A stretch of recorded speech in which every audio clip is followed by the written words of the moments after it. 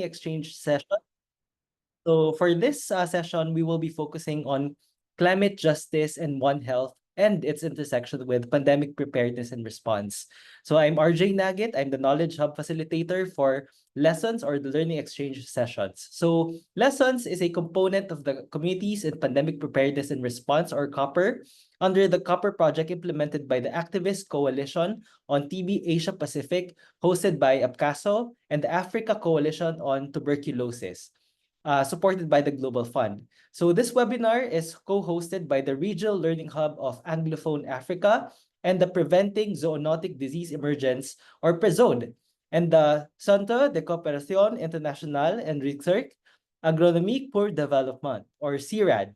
So for this session, we'll be adopting the following webinar guidelines. So I know some of you might be familiar with this already, but the session is, as you can see, is recorded. And if you can change your name to your name, your pronouns, and your organization, that would help us identify you during the Q&A session later. So if you're not speaking, kindly mute your microphone and turn on your camera so that we can have a more engaging experience. Throughout the webinar, you can also use emojis or use the raise hands function to interact with the speaker. Later on, we could have the chat box or the Q&A function set up so that you can also ask your questions in advance. So you can also raise concerns regarding technical difficulties on the chat so that we can address it appropriately.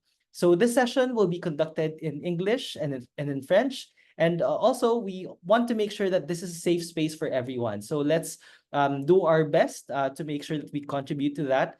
And as always, ask questions, learn, and also after the session, we also invite you to share your insights to your colleagues and friends. So just to start our session, we prepared a short activity for you. So you can see on the screen a QR code. You can also go to menti.com and enter this code. And then we'll be sharing the answers to the questions later. So Mook, can you share screen so that we can look at their answers? So our first question for the session is, what do you remember from our previous session? So we had 2 webinars already, but for the second webinar, what did you remember from our discussion with FIFA Rahman from Matahari?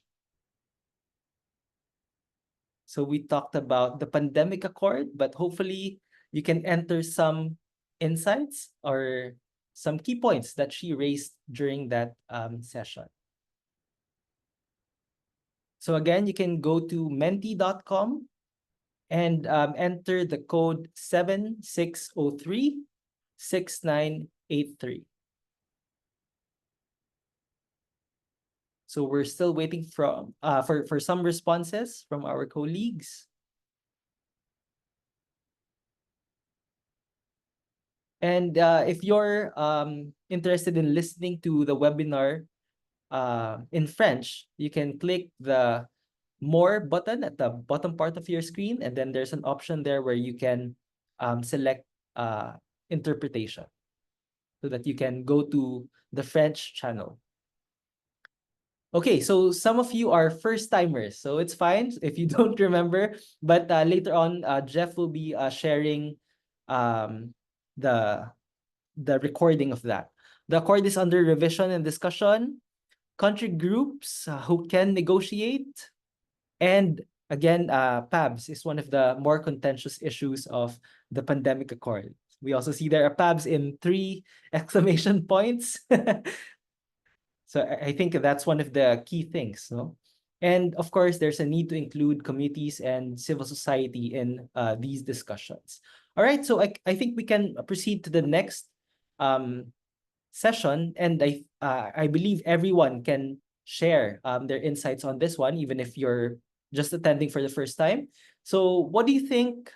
What are the key terms or key ideas that come into mind when you hear the concept of One Health and climate justice? No? So for some people, this might just be the first time that you're hearing the concept of One Health.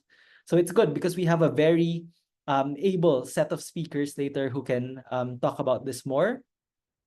So some insights are pandemic, interconnectivity, zoonotic diseases, everything is connected, right? So I think that can be expounded on more later. Mosquitoes, animal, human, and environment. Okay, I think we have we have audience who are quite familiar already, you know, with the concept of One Health. And of course, similar to what we've talked about earlier, there should be a conversation on the role of the community. And also one person said there should be a seamless interaction between climate health, both human and animal. So thank you for those insights. I think those words actually encapsulate what would be discussed, no, in the next few minutes. So now let's proceed to the next part of the program. Thank you so much for your active participation in our short activity.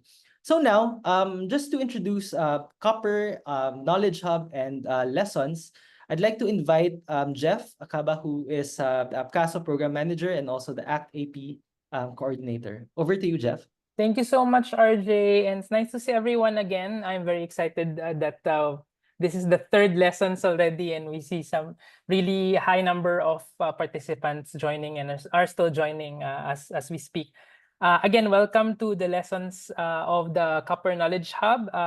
Copper is the second phase of the Communities in Pandemic Preparedness and Response community engagement strategic initiative supported by the Global Fund. And as RJ already mentioned, this is in collaboration between ACT AP, hosted by APCASO, and also ACT Africa. And this particular lessons is being hosted also by the Learning Hubs, Prizode, and also CIRAD. So under the Copper project, we aim to do 3 things in 8 countries all across Africa and Asia Pacific. So we build knowledge and capacity of communities on pandemic preparedness and response.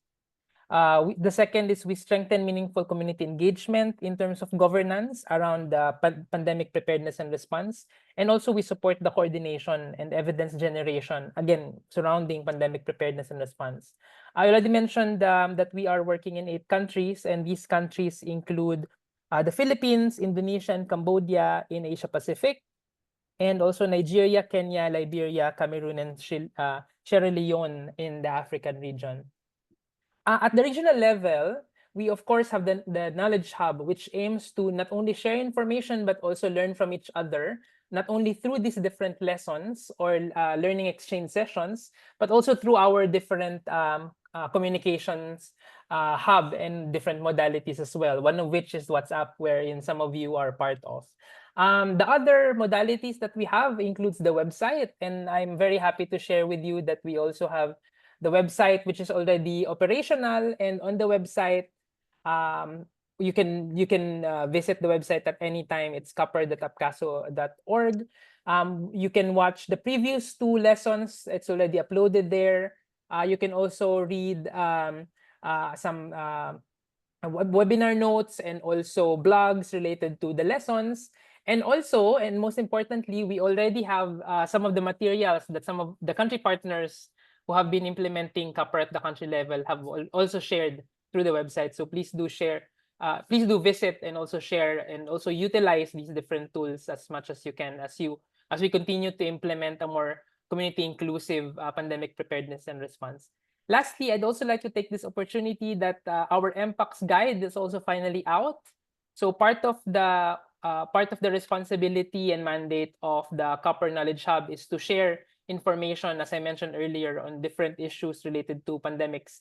And because of the MPACS, we felt the need to have a community guide to support the work at the country level, not only within the 8 countries, but also beyond the 8 countries as well. So the community guide is already out. You can download it on the website. The link is down below, but it's very easy when you visit the website. Just go through the bottom part and you can download the guide. It includes basic information about MPACS, symptoms and complications, how it is transmitted, the prevention and management, and most importantly, the community engagement, especially in the area of human rights and also gender as well. So please do download. And if you'd like translation of the MPACs, currently we have limited translation, but we will be able to translate them for you. Just reach out to us, to RJ, myself, and Rachel, so that we can translate that one for you. Currently, it's in English. The one on the website is in English as well. So please do download. With that, let's head on with our program today. And I'm very excited given that we have a long list of speakers for today. So back to you, RJ. Thanks. Thank you, Jeff. I think that's very helpful for our participants, especially for the first timers who are just trying to navigate the lesson, right? We also have the recordings available in the Upcaso YouTube page. You can also view it in that platform. And of course, okay, so kindly, okay. There. So for every webinar, you can also get a certificate of participation. You just need to attend, participate in the discussion in the WhatsApp group after the webinar, and accomplish the evaluation form. So now let's proceed to the main part of our discussion. And we're very lucky because we have a very dynamic and knowledgeable set of speakers from our partner, Prezode. So we have three for today. So we have Marisa Perye, who is an epidemiologist and deputy director of the Animals Health Territories Risk Ecosystem, or ASTR, under CIRAD. We also have Dr. Flavie Goutard, who is our senior epidemiologist at CIRAD. And also later on, we'll have Jean-Hugues Caffin, who is the principal investigator for Senegal under CIRAD. So for this session, it's going to be quite different from our previous sessions, because here we'll have a general introduction first of Prezode, what they do, and then we'll have mini talks on One Health, climate justice, followed by a very short Q&A just to break the ice, and then we'll dive deeper into case studies in Southeast Asia, specifically Cambodia, and in Africa, specifically Senegal. And then after that, we'll have a longer question and answer session. All right. So without further ado, I'd like to turn it over to Marisa for her presentation. Over to you, Marisa. Thank you very much. Good morning, good afternoon, good evening, everyone. So yes, I'm going to set the scene and maybe emphasize the needs for collaboration between animal environments and human health sectors and communities in this, to be able to prevent the emergence of zoonotic risk and fighting pandemic on the ground. Next slide, please. So as we know that 60% of all infectious diseases that are circulating in humans at the moment are of animal origin, and the ones that are still emerging, 75% comes from animals. And this has increased in terms of frequency and numbers over the past 50 years, closely linked to the impact of human on nature and climate change that brings increased contact between animal and humans and wildlife. Next slide, please. And we've seen it over the years, early 2000 with the SARS pandemic spread that started from wildlife in the markets in Asia. Then we've seen the H1N1 pandemics emerging from a pig farm in Mexico. And that was at the same time there was a lot of H5N1, avian influenza circulating as well, which is creating a risk. We've seen the Ebola spread in 2013 and 14.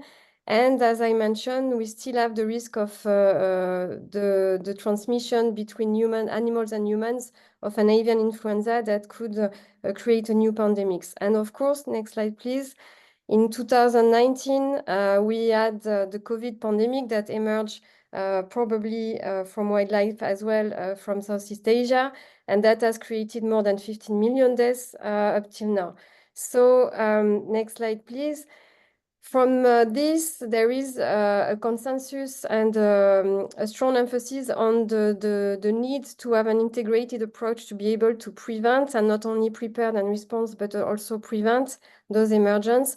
And that requires a One Health approach. What is a One Health approach? Is understanding that all the health are linked, So the activities we will have to reduce human issues might have an impact on the environment and on the animals and vice versa. So all these cells are interlinked and we need to take them into consideration.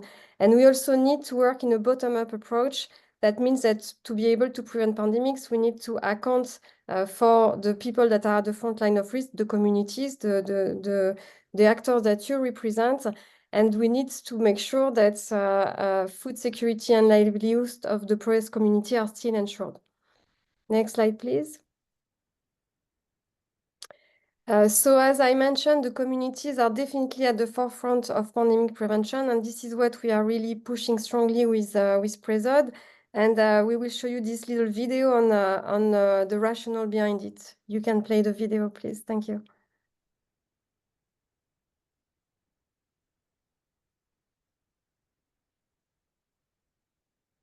Oops. One moment.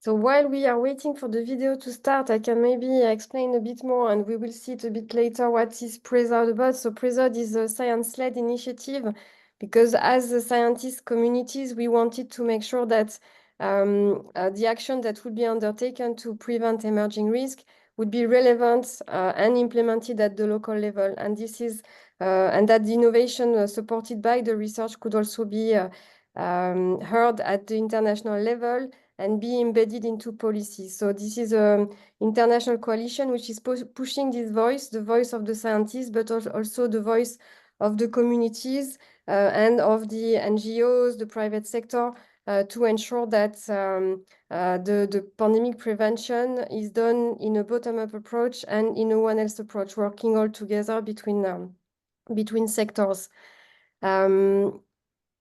If we can, maybe we can move on in the presentation and show the video later if there is some technical issues. I think we can proceed first with the presentation. Yes, okay, and then we can or we can give you all a link to the videos and you can have more details on how this works. The presentation is gone. I can continue without the slides, but so just to gain some time, PRESOD scope. So what we are really working on is everything that is happening before the disease spread between humans. So we are working at the interface, looking at the spillover, the contact between animal and humans and wildlife and environment. And this is really where the communities are at the front line of risk, where there is this contact. They are the ones that are in contact with the animal production, the domestic animals, but also the wildlife. So we're working on strengthening this surveillance and preventing the risk of transmission between animal and human at this interface. But we're also working, trying to understand how the pathogens are being spread between animals and in the environment. So looking at all this pre-emergence stage. And the way that PRESOD is implementing activities as well to promote this change in paradigm towards prevention in a bottom-up approach. So we have built, as a co-design approach at the international level, a scientific framework with more than 1,500 participants from all over the world during 27 international workshops. And we've built this framework, which is based on 5 pillars. The first pillar is about understanding the risk of zoonotic spread and the risk practices. So what are the activities that communities and humans are implementing at the local but also national level, which is pushing those risks. The pillar 2 is about co-designing solutions to reduce the risk. So working with the people, the community at the front line of risk to be able to to find solutions to reduce the risk or change practices, have alternatives that are not impacting their livelihood. The pillar 3 is about this interface surveillance to be able to early detect and have early warning system when there is a animal disease that spread to humans, and be able to co-design this system as well, because the people that are at the front line of risk are the ones that can detect early and prevent and stop the spread of animal diseases before they become a human issue. The pillar 4, which is about sharing all this knowledge at the national but also international level, so country can better prepare.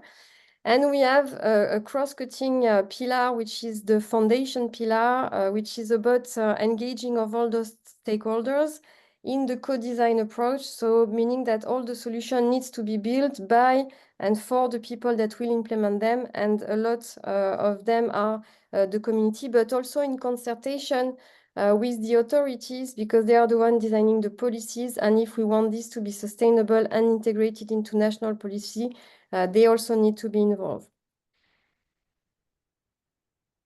So the main aims of PRESOD have 3 also global aims. One is to build a common scientific framework to be able to implement and coordinate research, but also development projects in the field to maximize their impact, making sure that they are implementing following best practices and best values to address all these issues I've mentioned, but also creating a data platform for data sharing, and becoming a resource center for decision makers to make sure that the policy are based on evidence from the field.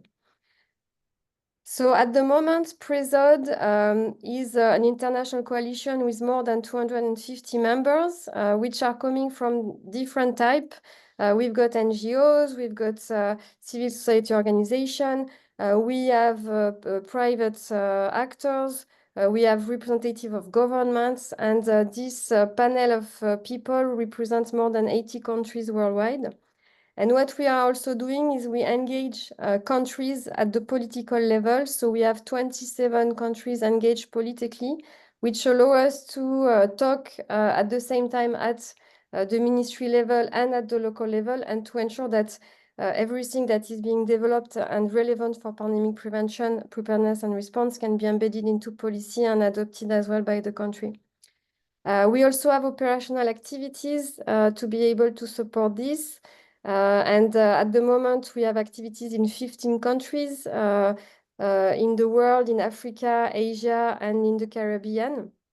And you will have more information on the activities that are being implemented, especially in Cambodia and Senegal, with the presentation of my colleagues Flavie and Jean-Hugues after me. So that is it for me. So there is 2 videos that you'll be able to have a look at, one on the community-based surveillance and what is PRESOD all about. So I'll encourage you to have a look later on. But what we could do now, or maybe after all the presentation, is also discuss on how you could engage as a representative of the communities, how we can work closer with you to be able to push this change of paradigm towards prevention in a bottom-up approach. Thank you very much. Thank you, Marisa. It seems that in One Health, we should also include digital as one of the sectors, because sometimes technology is not on our side. But I think we're able to play the video now. Is it fine? It's just 2 minutes each. Okay, sure. Yeah. Thank you so much. Thank you.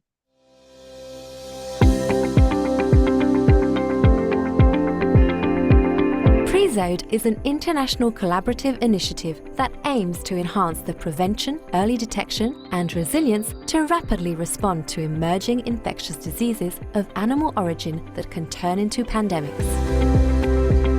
PRESOD strives for broad international coordination and has already brought together a global multi-actor community of more than 230 members, including research institutes, academics, NGOs, and 25 governments. Prevention is the most cost-effective way to avoid pandemics. Its effectiveness is ensured through science-society policy dialogues, bottom-up approaches, and collaborative surveillance with people at the front line of risk. By being the closest to the living scene, local communities are playing a major role in detecting and reporting unusual sanitary events as soon as they occur. PREZODE is based on the One Health concept, which integrates human, animal, and ecosystem health. In 2023, we launched 10 in-country projects in the Global South and an open call for projects in Europe for a total engagement of 60 million euros. We have also built on our members' existing operational projects and expertise and set up an operational governance of the initiative. With the Paris Peace Forum Scale-Up programme, the number of PREZODE members multiplied by 1.5 in 1 year. We engaged with new international stakeholders to strengthen our actions. We enhanced our collaboration with international health organisations through current or in-progress high-level working groups. Our visibility and positioning as an international scientific framework for pandemic prevention were increased, with references to PREZODE in various high political platforms.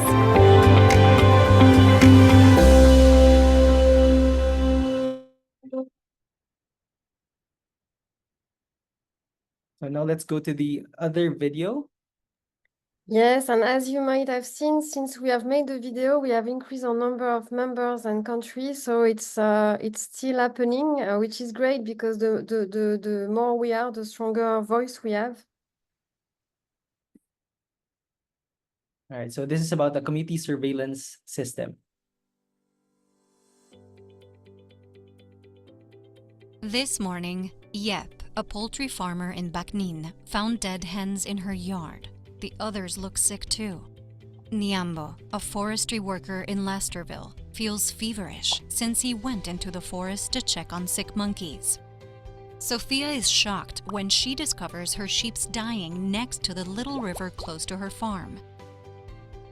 Community members are the first to be affected by any health event. They are the starting point and major actors of the health surveillance chain. They report their issues to the local specialists, who refer to their supervisors to get the laboratory team to investigate and seek for the cause of the disease and alert higher authorities. We often think of surveillance as experts looking actively for viruses. This is indeed important, but not sufficient. It doesn't allow the fast detection of the first signs of zoonosis, a disease transmitted from animals to human that can turn into a pandemic. With the community surveillance, we can detect fast enough alarming situations and implement useful actions. That's why their members have to be considered as part of the surveillance chain. They also need to engage back in reporting and responding fast to contain any health event as soon as they face it. We need to support their engagement by listening to their needs and constraints and create a win-win partnership. With the technology and research available today, it's possible to provide community members the information they need and get them to report in real time the events they are facing. Effective prevention of diseases and contamination requires sharing of information in real time at all levels amongst all actors, including the community. This is in line with the One Health approach, which calls for collaboration across human, animal, and environmental health. The community members are an essential part of it. Support science-based solutions with the PREZODE initiative.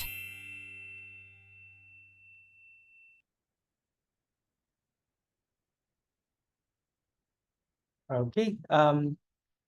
Thank you, Marisa, for that presentation.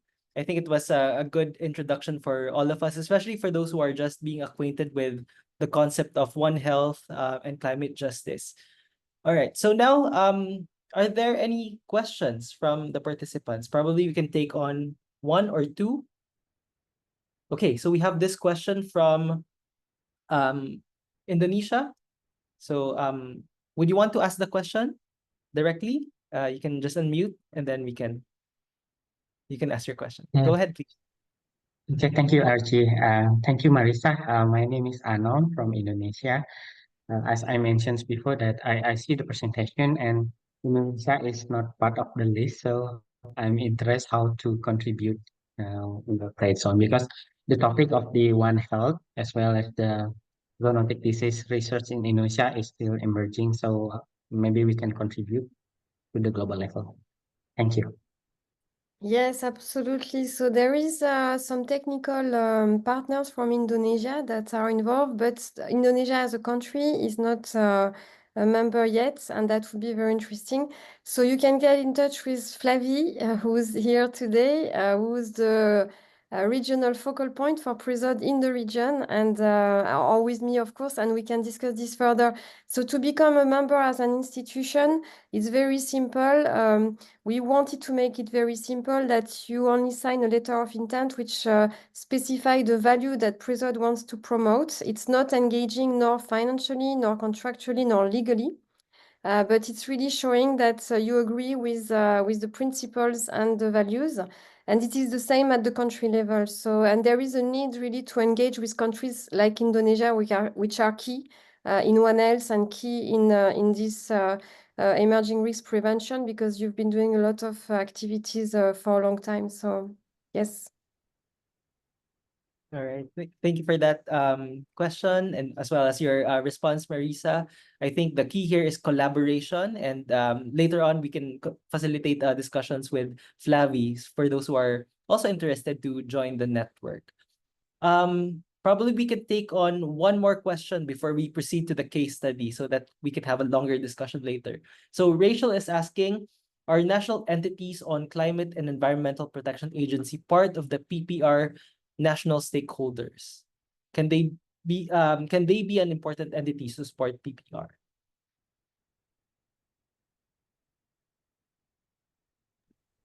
Yes, absolutely, and Flavie will emphasize on that on our presentation, because the different sectors are key, and their representation are key. Environment is an important sector. There is a lot of impact on human action on the environment, which have consequences for health, animal, but also environmental health and human health. So, and there is not enough environmental actors engaged in this field yet. So definitely they are key actors. Right. Thank you. And Karine also placed here the contact details of Flavie. But since we want to also know more about what is happening on the ground, I'd like to introduce also Flavie, Dr. Flavie Goutard, who will be sharing the case of Cambodia. And then it will be followed by the inputs from Jean-Hugues Caffin from Senegal.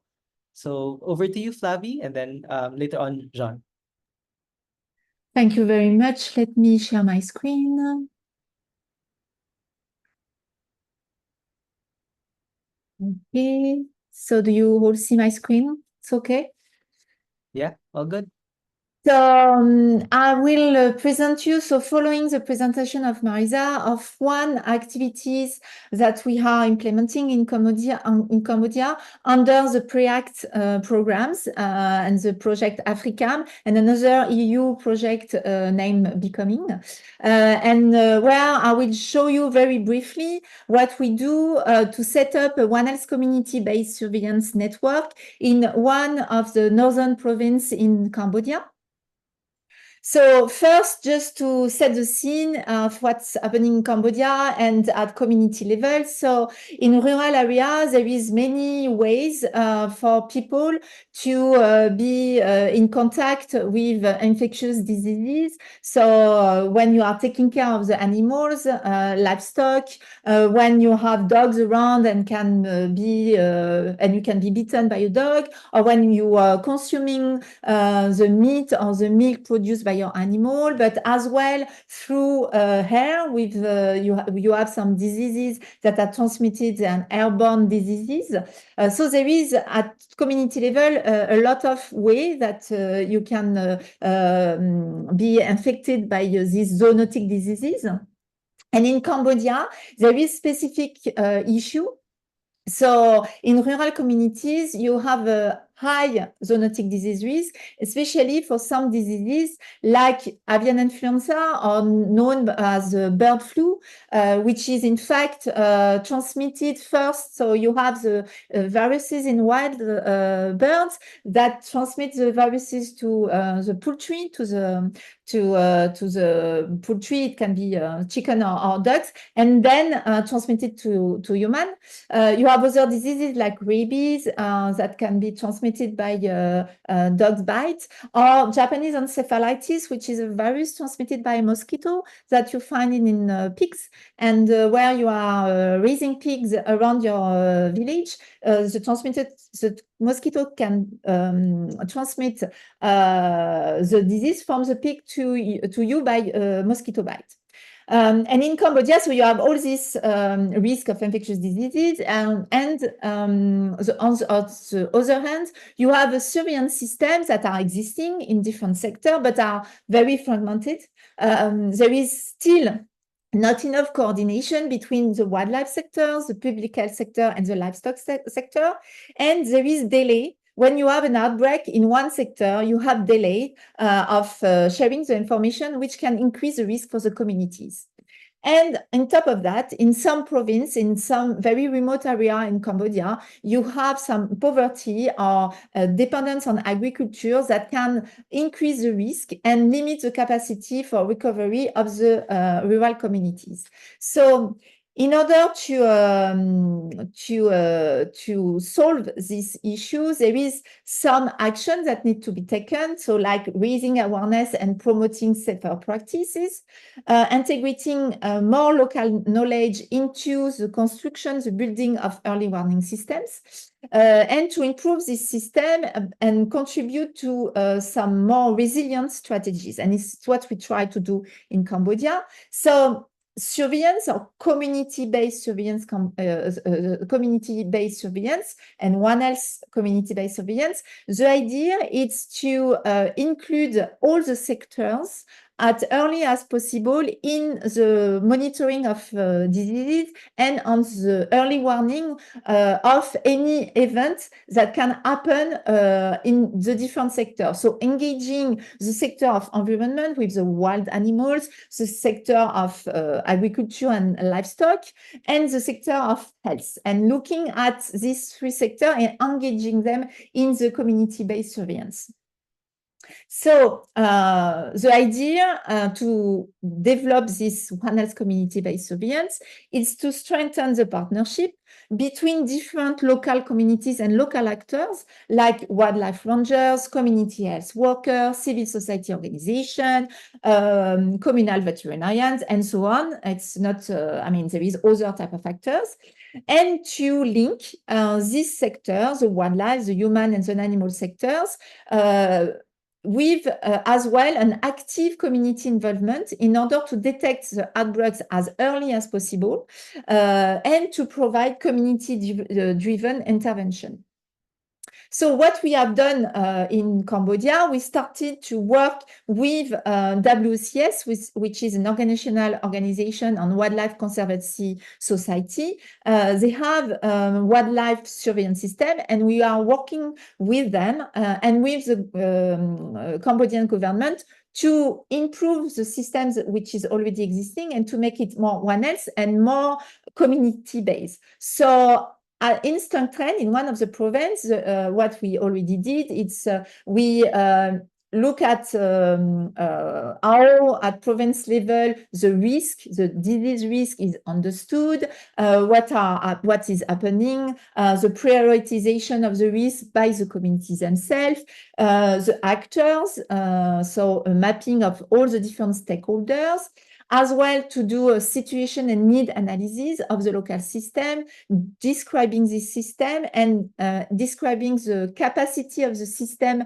to detect an unusual event, and as well within the system, who is talking to what? Because we know that at community level, there is information sharing. There is information sharing between sectors, between wildlife, agriculture and health, but sometimes it's not health information. It can be on production or other events, but there is this system. So the idea was to understand how people interact with each other, to then on the next step to develop some relevant surveillance systems that are based on what's happening in the ground and that are as well more acceptable and emphasize collaboration. So it's what we did. We had different interview, we had focus group discussion, we had more than 12 focus group discussion, engaging more than 130 community members.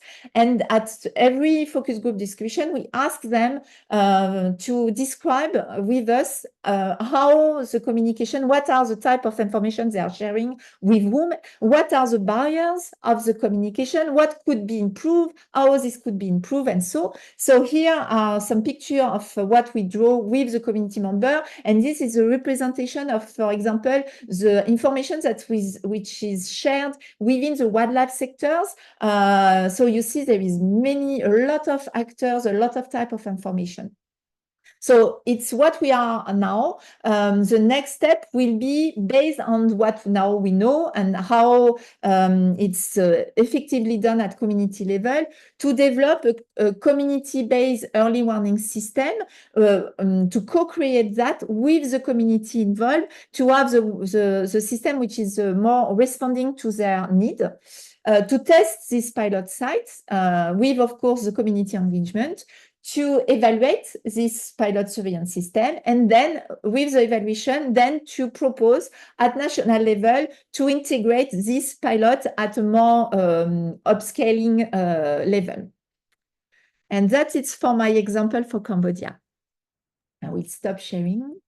Thank you, Dr. Goutard. And in her presentation, she emphasized the role of communities in terms of raising awareness, integrating local knowledge, and also contributing to build resilient strategies. And she also showed us a very clear, I know when you implemented it, it's quite messy and difficult to put it, but you presented it in a very nice format, and it's also very easy to digest. And I think it will help our participants develop their own community-based surveillance systems, and then later on also hopefully integrate it into their national health systems.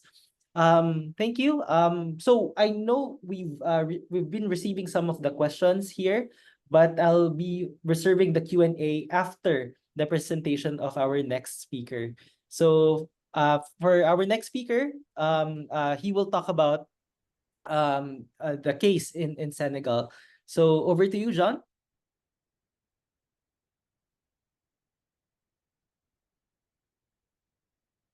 Yeah, Jean, I think you're on mute.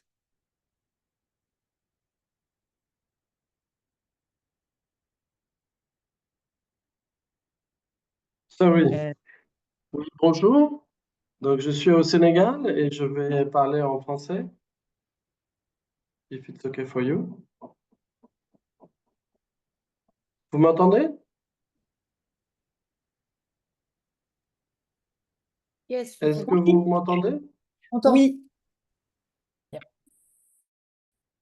Bien, donc je vais parler effectivement d'expériences que on réalise dans le cadre de Préact également. Donc, il y a des programmes opérationnels similaires à celui qui est mis en place au Cambodge et présenté par Flavie.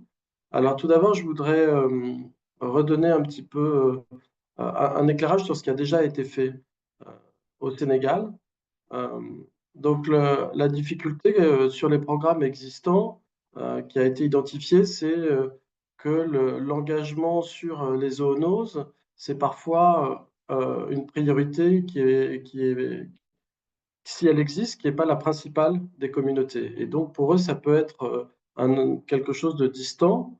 Et du coup, le process, souvent, c'est d'abord de construire un dispositif à la base qui sont plus centrés sur les priorités des acteurs. Ensuite, intégrer sur ce système un dialogue sur la sensibilisation aux zoonoses pour montrer que aussi, en fait, même si elle n'est pas visible, elle joue un rôle important et c'est un risque important pour eux. Et après, étendre le dispositif de surveillance existant aux enjeux zoonotiques.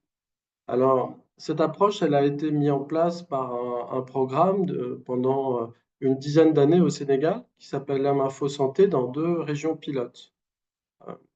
Alors au départ, on a eu un dispositif de surveillance communautaire qui était centré sur, alors c'était sur la santé maternelle et infantile. On était à l'époque plutôt des objectifs millénaires sur le développement. Donc on avait vraiment des indicateurs sur ces éléments. Et donc là, on suivait des points très spécifiques sur ces régions, sur des problèmes de grossesse à risque ou des risques sur voilà, sur la maladie infantile. Et donc, c'était un programme qui avait été développé par l'UNICEF et où il y avait eu, au niveau communautaire, des premiers dispositifs avec des conseils au niveau des communes et un outil de suivi avec des systèmes de téléphonie mobile et qui pouvaient à la fois faire remonter de l'information et pousser des informations en termes de prévention. Et donc, ce dispositif, quand il a été utilisé ensuite par un autre projet qui s'appelait Measure Evaluation et qui s'est emparé du système et puis a essayé de le renforcer et de l'étendre à la surveillance zoonotique. Donc, il y avait les comités de veille et d'alerte qui avaient été faits au niveau des communes, dans lesquels on a essayé d'intégrer les enjeux de surveillance zoonotique, qui sont devenus des comités de veille et d'alerte sanitaire intégrés, en essayant d'intégrer à la fois les éleveurs et les agents communautaires en santé animale. Et puis, la plateforme informatique, qui a aussi été utilisée pour pouvoir faire remonter l'information sur ces enjeux. Alors, ces projets, ils ont aussi été soutenus par des animateurs qui étaient financés par le projet au niveau des départements et qui ont permis sa mise en œuvre, le renforcement effectivement de tout ce qui a été formation et la modération aussi des dispositifs d'échange d'informations. Alors, c'est un système qui a, qui a beaucoup fonctionné pendant l'épidémie de Covid au Sénégal. Ces comités de veille et d'alerte se sont un peu diffusés à d'autres départements et ont vraiment permis de renforcer la surveillance communautaire pendant la crise du Covid. Après, on a vu qu'après le Covid et après la fin du projet, ces activités se sont arrêtées. Donc les comités existaient toujours, mais on n'arrivait pas vraiment à les faire vivre. Et du coup, il y a eu une étude qui a été faite par l'Institut Pasteur pour essayer de comprendre pourquoi ça n'avait pas continué à l'issue du soutien par les projets et suite à la pandémie. Les éléments mis en avant, c'était que il y avait dans ces comités un noyau dur qui le faisait vivre, qui sont les Badjenogor, c'est un acteur dans la communauté sénégalaise, qui veut un peu dire les grandes sœurs et qui s'occupait beaucoup de santé maternelle et infantile, et les agents de santé communautaire. Et donc, eux, ont été un petit peu réaspirés par des urgences du quotidien et ils ont pu, en l'absence de ce dispositif et d'animation, ils ont arrêté de faire le rôle qu'ils faisaient en matière d'animation des comités sur la surveillance. Et puis après, il y avait dans ces comités un espace plus périphérique avec des chefs de village, des chefs religieux et qui, en fait, se sont mobilisés pendant la pandémie, mais ensuite se sont pas sentis vraiment appartenir à ces comités de veille, sauf en cas d'urgence. Et le troisième point, c'est que sur les zoonoses, il y a un rôle prépondérant qui doit être joué par la communauté, et notamment les acteurs communautaires en santé animale. Et ça, bon, il y a un certain nombre de papiers, de recherches qui montrent il y a peu d'acteurs, il y a un faible maillage territorial sur les acteurs communautaires en santé animale par rapport, par rapport à la santé humaine. Donc, alors, il y avait un premier questionnement qui est lié dans cette étude, hein, qui était de l'Institut Pasteur, où eux, ils ont des sites précis sur lesquels ils voudraient avoir de surveillance sentinelle et sur lequel ils souhaiteraient pouvoir avoir des éléments des acteurs communautaires en santé humaine et en santé animale. Et donc là, se posait la question à la fin du séminaire, hein, une des recommandations, c'était de les financer directement, puisque si comme ça, de façon ciblée, ça apparaissait pas comme une de leurs priorités, mais que c'était utile pour l'ensemble de la communauté, des populations des villes et des populations du Nord, ça pouvait faire sens voilà, de financer directement ces relais. Alors nous, qu'est-ce qu'on fait ensuite dans le cadre du projet Africam et PREAC? Donc on travaille dans la région de Kédougou, qui est une région à la frontière avec le Mali et le Sénégal, où il y a aussi un grand parc naturel, avec beaucoup d'enjeux entre la faune sauvage et puis les animaux d'élevage. Donc on a accompagné le recrutement et la formation d'auxiliaires communautaires en santé animale, hein. Donc on a pris cette porte d'entrée. L'idée, c'est alors les bonnes pratiques qu'on a pu identifier, c'est de construire et mettre en place l'activité avec les services d'élevage déconcentrés et les chefs de village. Parce qu'au début, il y a eu notamment des questionnements, notamment des services déconcentrés de l'élevage, hein, sur comment ça allait s'interconnecter avec eux. Donc, de le faire vraiment pour qu'ils agissent sous leur autorité. Et notamment parce que le fait d'agir sous leur autorité euh, leur permet aussi de les former sur ces enjeux zoonotiques et de détection précoce, parce que sinon, ils peuvent avoir, comme ils sont financés par leurs prestations, avoir tendance à se focaliser sur le curatif. Donc, ça permet aussi de bien les intégrer dans le système de surveillance. Et après, bon, de favoriser aussi le recrutement comme auxiliaires communautaires d'éleveurs qui sont déjà dans leur communauté, hein, ce qui leur permet à la fois d'avoir une influence et puis de rester, parce on voit qu'il y a eu beaucoup de cas quand on est arrivé où il y a eu des programmes pour former des auxiliaires communautaires en santé animale. Il y a même une formation nationale au Sénégal, mais qui ensuite sont, quand on les forme au niveau local, qui s'en vont, hein, sur d'autres opportunités. Donc voilà, pour assurer la pérennité. Donc ça, c'est ce qu'on a commencé à mettre en place. Et ensuite, pour essayer de faire le lien avec la santé humaine, ben, on favorise l'intégration de ce réseau d'auxiliaires communautaires en santé animale dans d'autres dispositifs qui répondent, qui ont été créés avec les communautés plus sur des questions de One Health, mais qui répondaient aux enjeux spécifiques des communautés. Donc, notamment dans cette région où il y avait beaucoup de culture du coton, il y a eu un certain nombre de, de, de comités qui se sont créés autour des enjeux agricoles, hein, avec les enjeux d'intrants, les enjeux de pesticides, les enjeux de qualité de l'eau. Aussi des premiers, tout un travail qui avait déjà été fait sur la résistance antimicrobienne. Et du coup, l'idée, ça a été d'intégrer et les enjeux sur la surveillance zoonotique et le dispositif de surveillance communautaire en santé animale voilà, dans ces comités One Health déjà existants. Et puis après, on a aussi on essaye aussi de mettre en avant des études et enquêtes dans des projets où on a des plateformes d'échange à la base qui montrent dans certaines zones des priorités accordées aux enjeux zoonotiques, hein. Souvent, ça peut être assez localisé ou à certaines populations ou à certaines zones.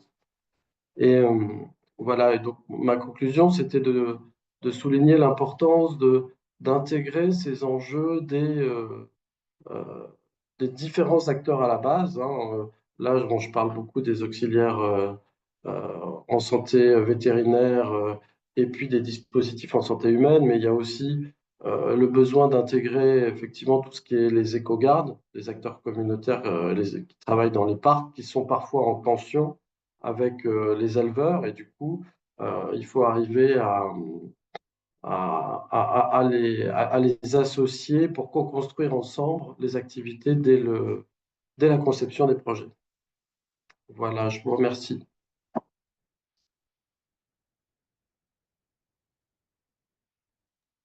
Thank you, John. And from his discussion, I think what we can appreciate from that is the importance of doing evaluation, no, as a means of improving our programs. And we also understood from his presentation that when we talk about the human, animal, and the environment, we have to look at them as systems, no, that interact with each other. And the challenges that we face in these systems are not isolated from each other. That's why when we develop interventions, they have to be integrated with each other. And when we develop these interventions, they shouldn't just be centralized to one agency, but we also have to bring the community with us, especially those who are working in the grassroots. And of course, he also mentioned the challenges of sustaining civil society participation even after COVID. So I think that was a very comprehensive presentation, both from Flavie and John. So now, I think for the next part of our discussion, we'll be opening the floor for questions to our participants. So you can either ask away by unmuting, but hopefully you can raise your hand first in the chat so that I can acknowledge you, or you can also put your questions in the chat.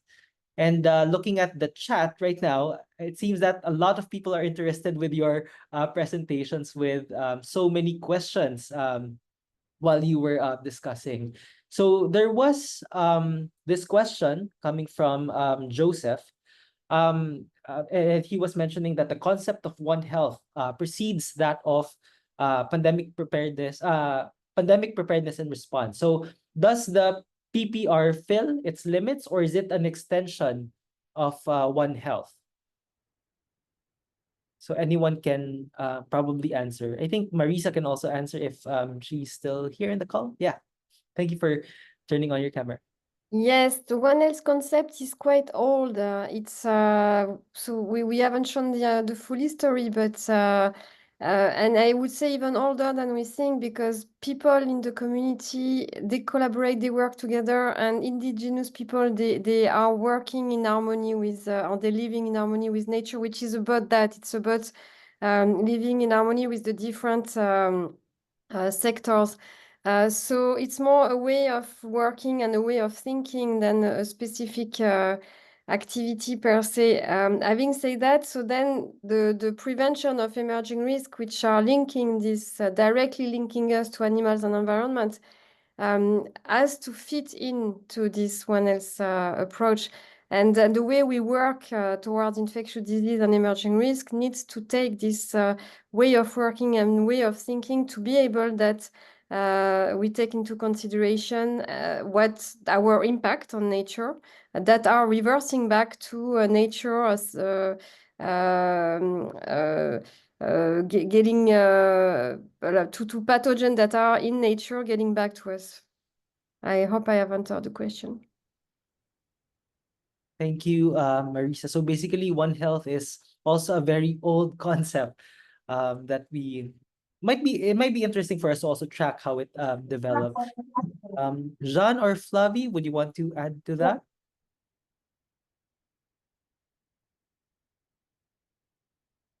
It's fine. We can proceed to the next question if ever. So one question here says, how can One Health manage the cases of indigenous people's rights when there are lands and resources that are taken from them on the grounds of national development? So I think this extends beyond the One Health approach and somehow delves into the more political and structural side of things. But I think it's a good question also. Go ahead, Flavie. Yes, it's a bit beyond, but what I can say that within One Health approach, there is, in fact, there is methodology. I mean, the idea is to be inclusive once you apply this methodology, and to have inclusive decision making as well. So with the bottom up approach, I mean, at top down and bottom up approach to have an inclusive decision making, and to integrate the different sector, but as well to take into consideration the traditional knowledge by assessing social, cultural, economical implications. So it's not only the sectors that need to be integrated; it's all these different directions that need as well to be included within the One Health. Yes, One Health is not only sectorial. It's as well to have a transversal approach, a bottom-up and top-down approach to join both and to take into consideration this cultural, social, and economic aspect as well. I don't know if I answer the question, but Thanks, Flavie. And I think the legal aspect also should be like considered as one of the things to think about. Anyone who would like to add to that?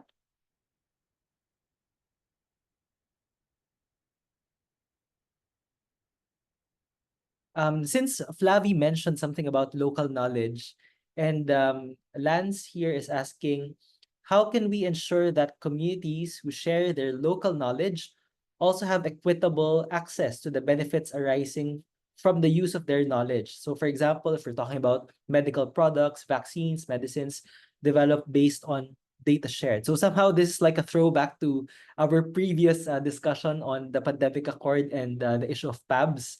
But yeah, maybe we can also like apply it in the concept of One Health and climate justice.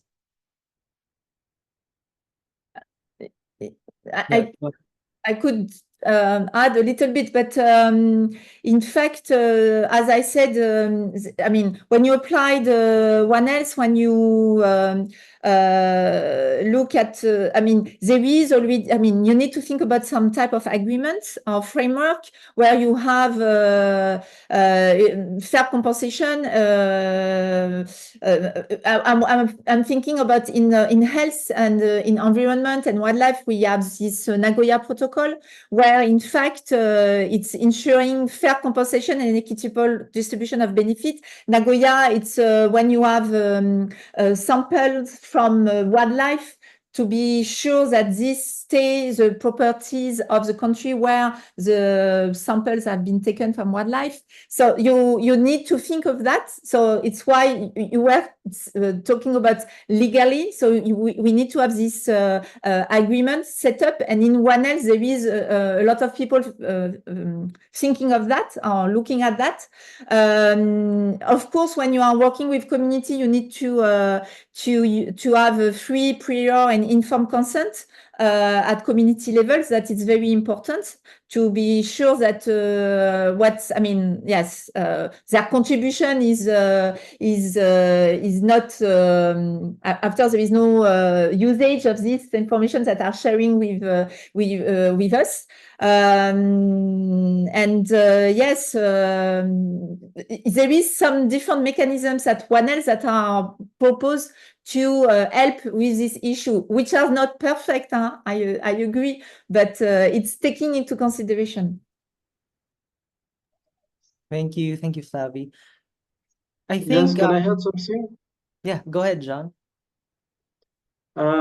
Oui, je voulais dire que aussi l'initiative Présode, elle est aussi là pour influer et proposer une certaine vision du One Health. Donc, par exemple, l'initiative participe aux négociations sur le Pandemic Agreement et permet de faire remonter aussi un certain nombre de voix de chercheurs et d'institutions de recherche des pays membres, et notamment des pays émergents et des pays en développement, pour qu'ils puissent avoir plus de voix dans les négociations. On le voit aussi au niveau national, on peut avoir des approches très top-down qui sont poussées, et notre rôle, c'est aussi d'aider, d'accompagner par la recherche à faire des fois un pas de côté et à essayer de promouvoir des approches plus inclusives, que ce soit au niveau national ou au niveau local. Donc c'est aussi quelque part, il y a quand même des jeux d'influence et on essaye, en tant que présote, de participer d'une façon plus, pour promouvoir une logique One Health qui soit plus systémique et plus inclusive des communautés.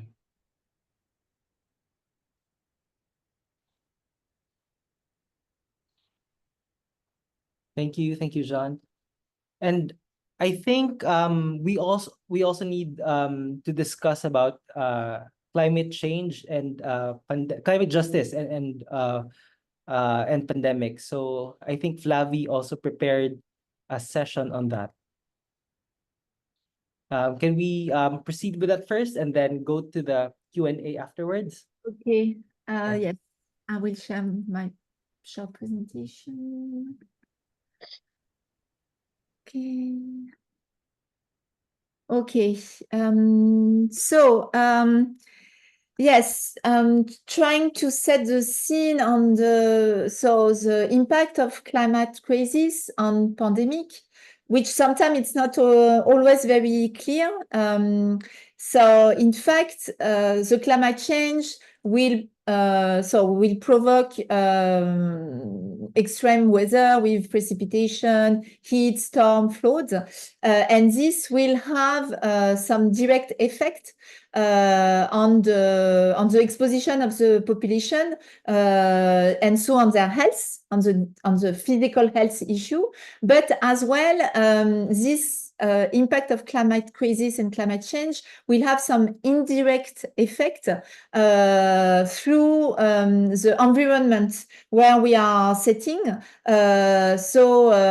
Through our condition of life, but through the animal condition of life and the environment where these animals are living. So in fact, there is direct effect, indirect effect, and then this climate crisis will as well have an impact on the social and economic livelihood of the people. So in fact, you have a direct effect that is kind of easy to understand, but indirect effect as well from this climate crisis. And if we look at how that can be impacting, and mainly the most vulnerable population, and as well country with the most fragile health system, this population and this country are already the most exposed to climate-related health threats. And when you have disasters that are induced by climate, so flood, droughts, as I mentioned, change in precipitation, rising of temperature, this will have an impact on the healthcare system and infrastructure, which will make even more harder in case of a pandemic or an epidemic at country level. So this climate change will have an effect on the land. So with drought, flooding, it will change the way people can use the land for farming, for agriculture. So we will have an ecosystem disruption. So people will have to change their way of farming, and so it will change their the livelihood they gain from agricultural sectors. And as well, another impact is that this change of climate, so for example, change of precipitation or rising temperature will have an impact on the condition of insects like vectors. So these vectors will move from one region to another region, they will spread. And so the disease that are transmitted by this vector will as well spread. And this is linked to climate change. And for other type of disease as well, with movement of wild animals, for example, where you have a change in the environment, in the deforestation because of climate change, you will have a change of how these wild animals are spread, and you will increase contact with human population and increase the risk of disease transmitted through wild animals to human. So this climate change have an impact on land use, on agricultural livelihoods, can increase disease transmission through animals, wildlife animals, and vectors. And at the same time, the climate change will have stress at family level and will certainly make individuals more vulnerable to this impact. So it's a vicious circle. So to address that, there is a need to address the climate change effect at the same time as the pandemic or the future pandemic effect, and to apply equity in addressing these issues. So equitable access to resource. So we need for vulnerable communities an equitable access to vaccine, healthcare, but not only human vaccine or human healthcare, as well access to animal vaccine, to have a husbandry system adapted, to have access to clean water, nutritious food and energy for human, but for animal as well, and to target an investment to strengthen this health system, and not only medical health system, but as well the health system of animals. So there is as well a need to advocate some fair climate adaptation funding. So this equitable funding is necessary to have a better adaptation and to have a more public health resilience.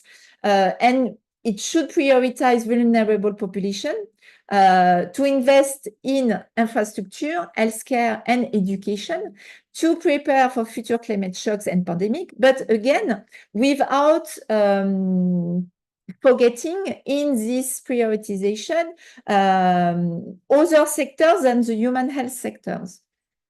And of course, we need to link this climate action with health equity with the implementation of more inclusive policy, and to have that in regions that are the most affected by the climate impact.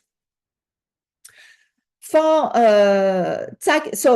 as I mentioned already, we shouldn't apply that only in one sector. There is a need for adaptation to look across sectors, so to have a One Health approach. And as I mentioned, global warming will have an impact on the transmission of infectious disease, will have an impact directly on the human health, but as well on the animal and the environment health by losing biodiversity, having an environment which is deteriorated, so degraded, where you have deforestation and so. So there is a need to address that through a One Health approach. So to have collaboration between the sectors, between public health, environmental protection, agriculture. And this collaboration is key to create a resilient health system and to address some shared risk. Because if we have impact, if the climate change will impact our environment, it will impact our food security, our water safety, and as well, as I mentioned, the increased risk for zoonotic diseases. So integrating climate change mitigation within the public health strategy is necessary. And for that, there is, again, a need to involve local communities, health systems, and government to anticipate and to address this impact of climate-driven zoonoses, to strengthen disease surveillance in high-risk areas where you have deforestation, land use change, extreme weather events, where all these events will increase human-animal contact and then increase the risk of disease emergence or disease spread between the different compartments.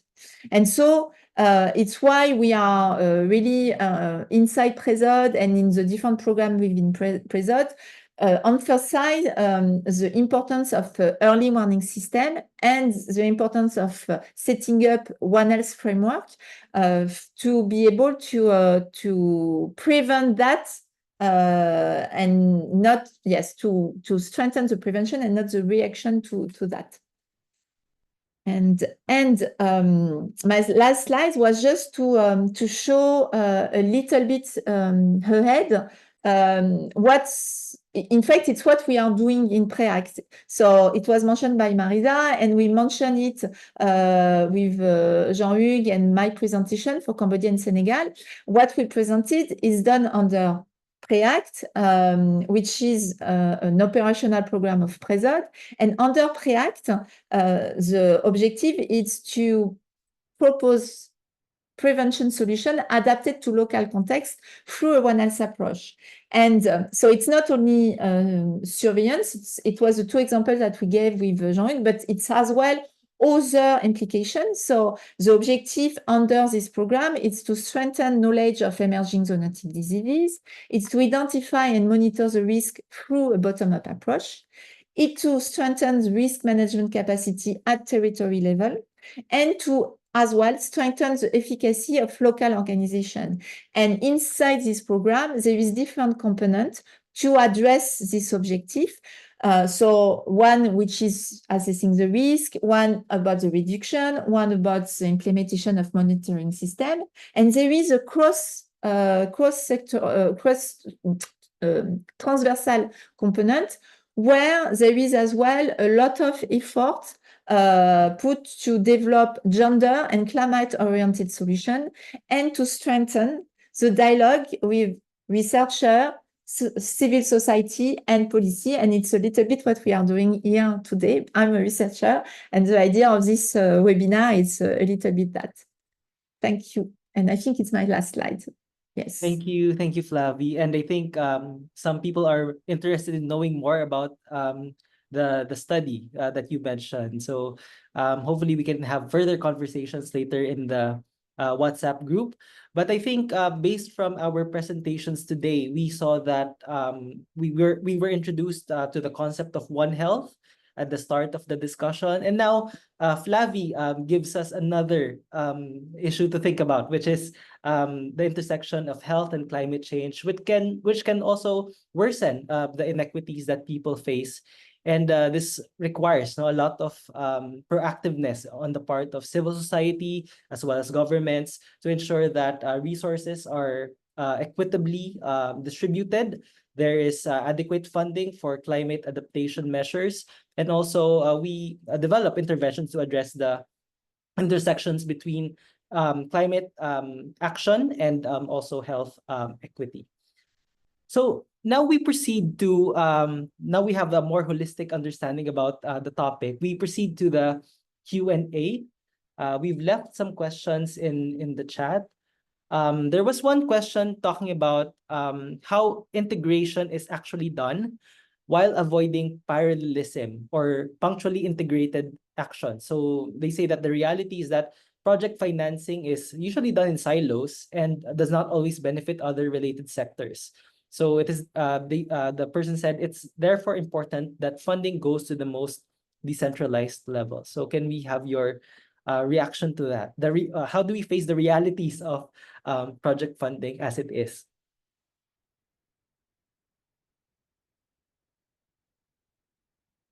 Yeah, anyone can jump in? I could try. I mean, so it's an issue, and in a lot of countries I work, it's a reality. Within the development of some project, we from the very beginning we have, so in some country you have this One Health platform or forum that are already existing, which depending on the country is efficient or less efficient or very new. But the idea is to first get engaged with, when there is a platform already existing that engage different ministry or the different sector at the same level. I'm taking the example of Vietnam, where we have a One Health partnership, which is kind of strong, which is really covering the three sectors. And in fact, any intervention or discussion that we had was going through this One Health partnership to be sure that at the very beginning, any implementation is discussed across the sectors, and that is, yes, we look at an integration from the very beginning. And then, of course, the other issue is to have that, to go down, to follow that at more decentralized level, which sometimes it's more complicated. It's in fact, it's, for example, in PRESAD, it's what we try. In Vietnam, we have that at national level, it's very strong.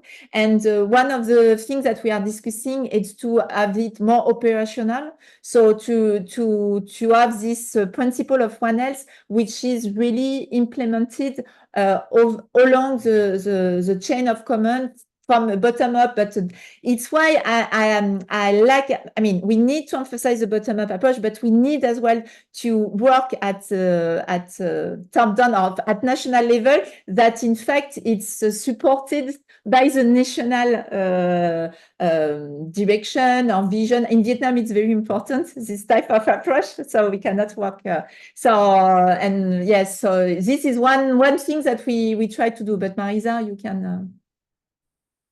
Go ahead, Marisa. Yes, no, I just wanted also to say that this is one of the objectives of PRESAD as well, is to have a strong voice to influence the donors so that they actually change the way they fund this project. And it's a real issue because donors are organized in silos, international organizations are organized in silo. So this is one thing we are trying to push, and there is some donors that are evolving. Such as, but there is a pandemic fund from the which is supported by the World Bank, which is really funding a One Health approach. There is no silo, and the Global Fund is evolving also in the way it is funding PPR, because it's embracing this One Health approach. So yes, so we can also have this voice at this level to be able to make changes. So more funds can go to integrated approach and at the local level as well.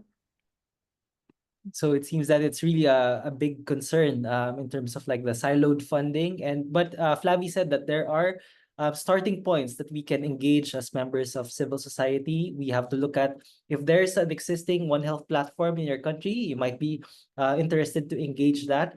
But it also highlights the work of PRESOD in terms of influencing the funders to making sure that the funding is not done in silos. Jean, you want to add? Go ahead. Yes, oui, je voulais ajouter l'importance aussi d'avoir une appropriation nationale sur la stratégie et les objectifs One Health qui soient vraiment intégrés. Parce que même si on a après des financements qui peuvent prendre en compte le One Health, si on n'a pas travaillé sur des priorités, par exemple, moi, en participant aux ateliers sur le Pandemic Fund, on a des acteurs sectoriels qui viennent avec leurs revendications et qui finalement sont en tension pour essayer de faire passer leur activité sectorielle. Donc si on n'a pas pensé avant à une question de dialogue politique, pour ça que c'est un des objectifs de PRESOD, pour essayer de définir des objectifs communs ensemble, bah après on se retrouve en concurrence. Et du coup, on a un sujet, une plateforme nationale qui va arbitrer, mais où on n'a pas co-construit ensemble une vision. Et c'est vrai au niveau national. Et alors, moi, au Sénégal, c'est moins vrai au niveau territorial. C'est-à-dire que si on a des plateformes de discussion, on a des enjeux territoriaux qui vont peut-être plus facilement faire consensus. Hein, on arrive à trouver des priorités du territoire. Et on est moins en tension qu'au niveau national. Donc, pour moi, il y a vraiment un enjeu national à construire une doctrine nationale sur quelle priorité, quelle approche et quelle priorité on veut mettre dans le One Health. Thank you, Jean, for emphasizing the importance of having a shared vision in terms of how do we actually implement One Health so that it doesn't it's not fragmented. And you also highlighted the importance of constant communication of different agencies. Now, there's this question from Paul. He says that caring for animal health as to human health in Africa is a huge problem, and our government struggles a lot in their health system strengthening. Are there mechanisms to support countries, and what could be the role of CSOs and communities? So maybe you can share some more insights on how to also address animal health that CSOs and communities can do to support their countries.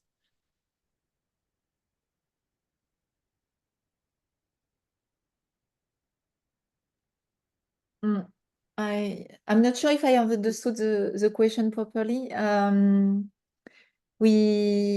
don't know if it's animal health in general, or I mean animal health at production level, for example, in livestock sector, or is it health, or I'm not sure about the question. I mean, I'm not sure how to answer this question.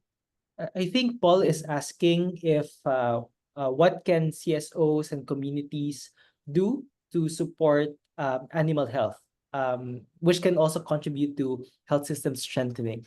I think someone can elaborate on it. Rachel, or is this Paul? Let me clarify that it's Paul speaking. It's not Rachel. Actually.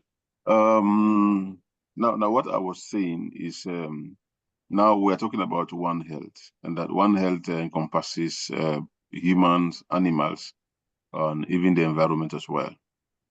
I was saying that there is a lot of struggle, especially in Africa, in terms of health system strengthening for humans alone.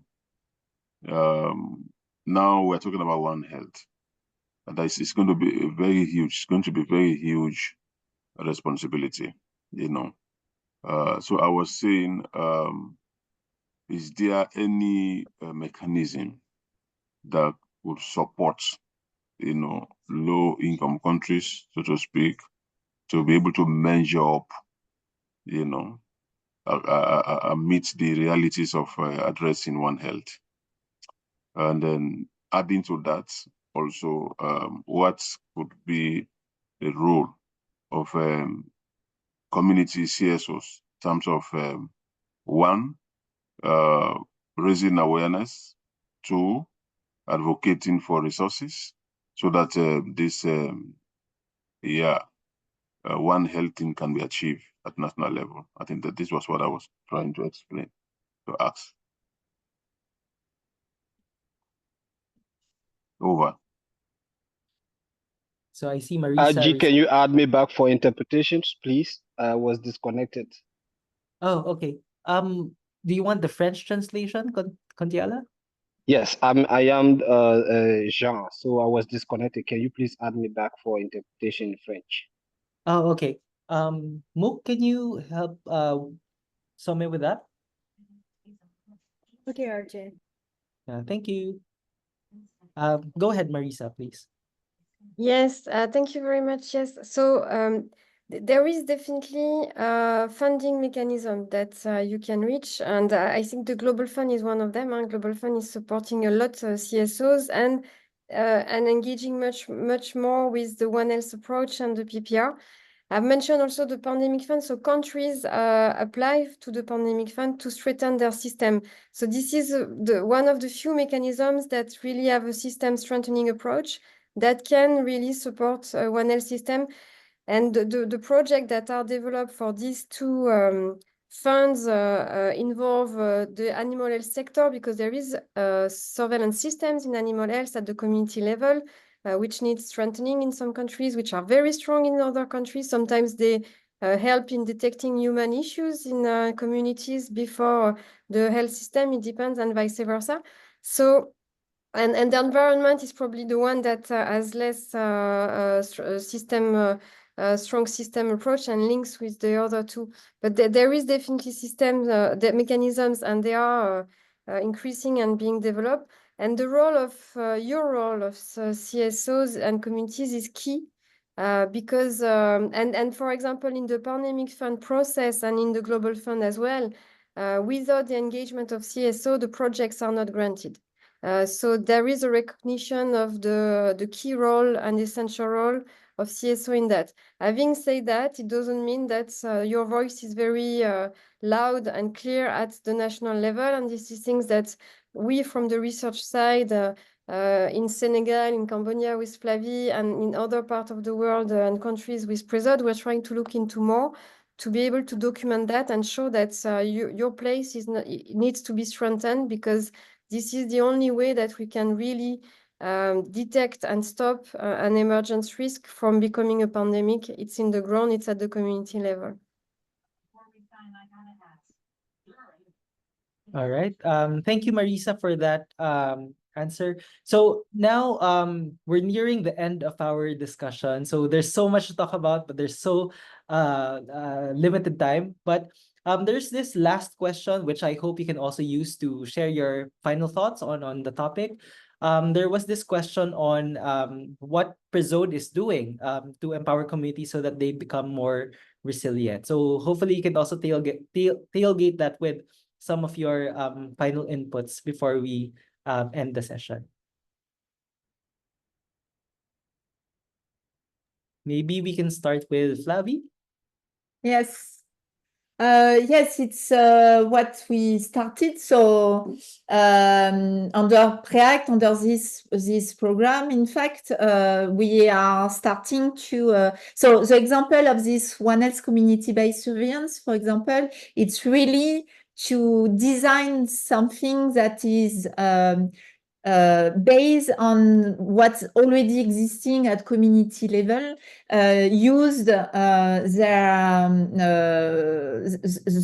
way the system is working, and as well their proposition as a solution. So the idea is to co-construct with them based on what's already existing, their capacities as well, and to propose something which is suitable, which is as well sustainable as well by the communities themselves. So the idea is not to propose fancy surveillance system engaging like a lot of samples that are very costly. We need to have something which is useful for the community and sustainable. So this One Health community base that we started to develop in Cambodia, but in other countries in Southeast Asia and in other countries, it's under PREACT and under PRESOD, and it's really for that to have something more sustainable, more useful,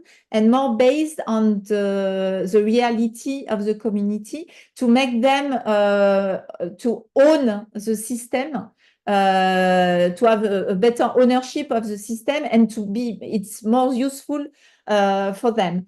So that it's one thing, and the engagement as well, the fact that at the very beginning, when we develop the project, the different projects, so like for PREACT, we are at the start of developing the program in other countries, like in Vietnam and in Philippines. And from the very beginning, the idea is to engage at the same table people that are leading policy and people from the civil society sector, to have at the same table people with different voice that can propose some solution or issue to be targeted inside the project. And that is really what we are doing in PREACT and in the development of the activities. Thank you, Flavie. Marisa, maybe a short concluding statement also. Yes, I will be quick. So I think with all the examples that have been shown and what Flavie has said, so one key element that I will add is that often it is important to make the community realize that they have a role, they play a key role, because sometimes they don't even know, and that they can actually implement actions to protect themselves and to protect the rest of the world, but they need to know how. So when they realize they really have a role, they are interested in knowing how can they do it, and this is where we need to give key. And on the other end of the scale, we are ensuring that the policy that are being developed integrate their needs and constraints, because this is the only way they would be able to have this autonomy of acting and being recognized as essential to act. Very important points from Marisa. Then lastly, Jean? Oui, je voudrais, oui, parler vraiment de cette question du dialogue entre la science et la société.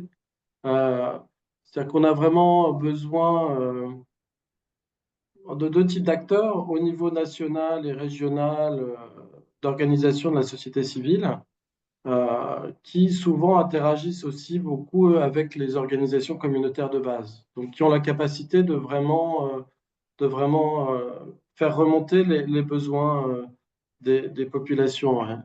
Dans un pays comme le Sénégal, où une grosse part de l'État vient des donneurs, c'est vrai que l'État va avoir tendance à suivre les donneurs. Et donc, pour faire des politiques vraiment euh, qui intègrent l'ensemble des besoins, il est extrêmement important d'avoir un plaidoyer fort et des chercheurs et des organisations de la société civile qui souvent travaillent aussi ensemble sur un certain nombre de sujets. Donc c'est vraiment essentiel de pouvoir participer à faire remonter les éléments du terrain et de pouvoir participer à des actions de plaidoyer.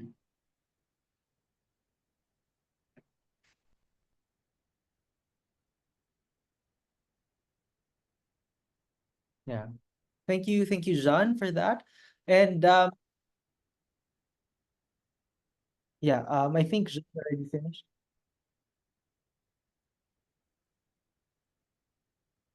Yes, we can hear you, Some.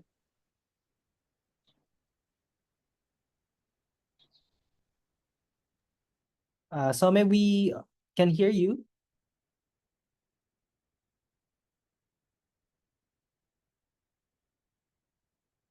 So now, now that they've given us their concluding statements, so we're now nearing the end of our discussion. So of course, there's so many things to talk about, and we invite everyone to join our post-webinar discussion in our WhatsApp community page. So we invite you to share what are your key takeaways from the webinar, and here's the evaluation form for this session. So hopefully you can answer this form so that you can also receive your certificate of appreciation. We'll also make sure that this QR code is posted in the WhatsApp community page later.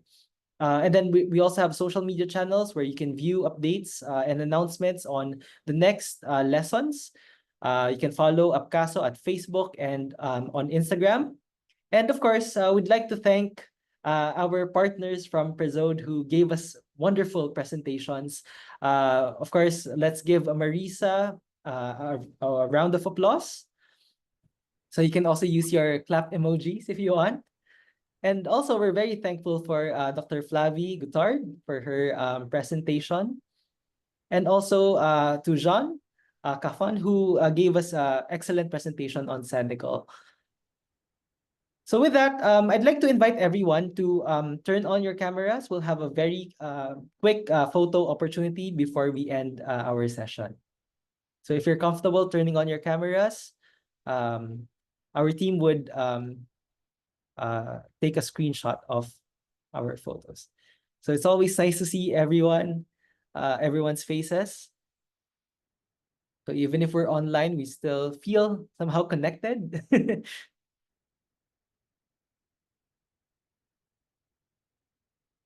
I'll be sharing a slide later that contains the link to the WhatsApp group.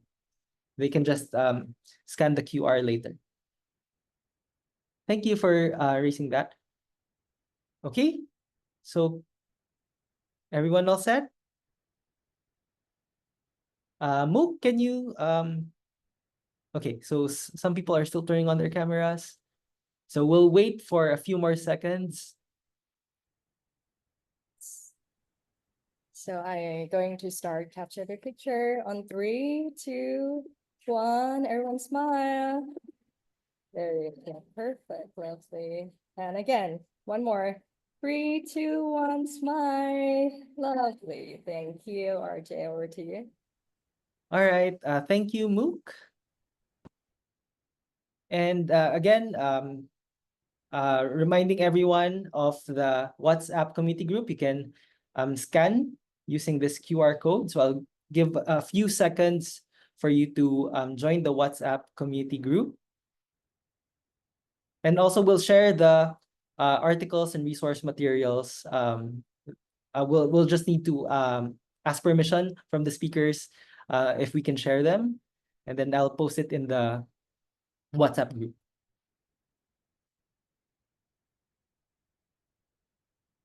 All good. And yes, we had 91 participants for our lesson. So it's the highest among the 3 sessions. So good job, everyone. Thank you for attending our webinar. And I think that's it. Thank you for your participation. Thank you,